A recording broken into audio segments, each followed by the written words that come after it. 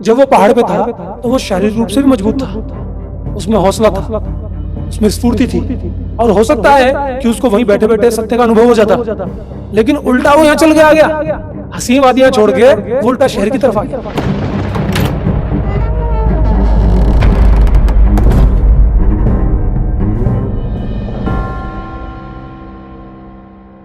कुछ लोग होते हैं पहाड़ पे रहते हैं, समझना आप इस बात को बहुत गहराई से। पहाड़ से व्यक्ति क्यों उतर रहा है नीचे? काम करने के लिए। जाना बहुत अच्छा लगता है, हसीन वादियां, पिकनिक मनाने चलते हैं, क्या मौसम में मजा आ गया।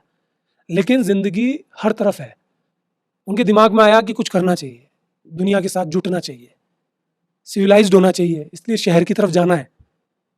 तो वो शहर में आए, तो कुछ काम करने लगे और इस दुनिया की मुख्य धारा के साथ मर्ज होने लगे।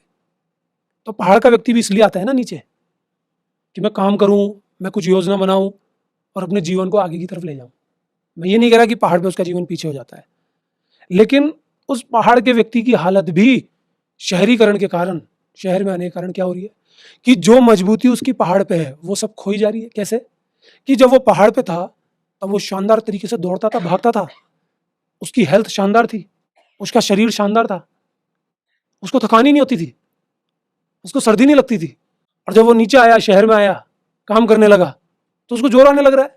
पूरे साल मेहनत करता है, कुछ भी काम करता है, अपना घर छोड़ के आता है, कुछ रिश्तों के त्याग करता है, तपस्या करता है, सुनता है लोगों की, मालिकों की सुनता है, बिजनेस करता है तो खुद मालिक बन के मेहनत करता है। कैसे भी करके वो पैसा कमाता है।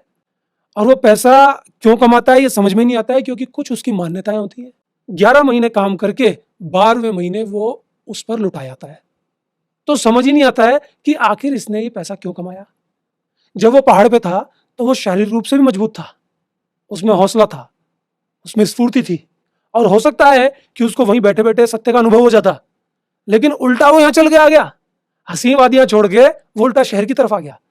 और शहर में उसको मिला क्या कि जो वहां चीजें अलग तरीके से थी, मान्यताएं, उन मान्यताओं को वो तब भी नहीं छोड़ रहा जब वो शहर में आ गया। और वो उनको पूरी करने के लिए साल में एक बार जा रहा है, 1 महीने रुक रहा है, 15 दिन रुक रहा है और सारा की सारा पैसा वो वहीं निकाल के आ रहा है। फिर वो लगता है, फिर 11 महीने कमाता है, फिर 12वें महीने सारा पैसा वहीं लुटाया जाता है।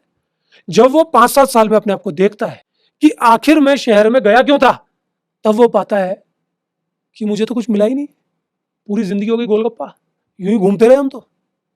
फिर एक दिन उसके ख्याल आता है कि हम तो पहाड़ पे अच्छे थे, हमको तो वहीं चले जाना चाहिए।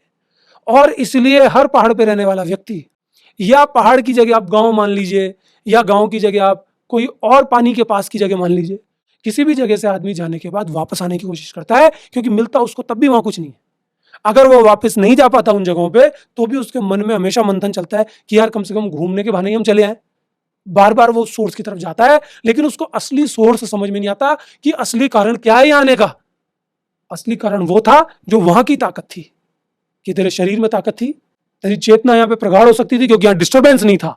लेकिन यहाँ मान्यताएं थी, वो तुझे शायद नीचे की तरफ लेके आ रही थी। वो मान्यताएं तेरी शहर के पास जाने के बाद भी नहीं छूटी, तो तुझे मान्यताएं भी खत्म कर रही हैं और तुझे वो सत्य वाली चीज भी खत्म कर रही है जो तुझे मिल नहीं पा रही। अब तो तू और प्रॉब्लम में चला गया और दोनों तरीके से नष्ट हो गया। जब इंसान दोनों तरीके से नष्ट हो जाता है तो दुधारी तलवार उसको काटती है, उसका जीवन गर्त में चला जाता है। मैं आपको ये बिल्कुल नहीं कह रहा कि आप मेरी बातें माने, और मैं किसी की मान्यताओं को ठेस नहीं पहुंचा रहा, मैं किसी की मान्यताओं को गलत नहीं बोल रहा। मैं सिर्फ आपको एक दृश्य दिखा रहा हूं। जो भी लोग गांव से, पानी के नजदीक से या पहाड़ों पे से शहर की तरफ आते हैं, मैं उनकी बात कर रहा हूं। आप मेरी बात अगर समझते हैं तो आप उसको अंदर तक ले जा सकते हैं, अपने मन तक उसको ले जाके मंथन कर सकते हैं। अगर आप ऐसा करेंगे तो आपको जरूर सत्य दिखेगा।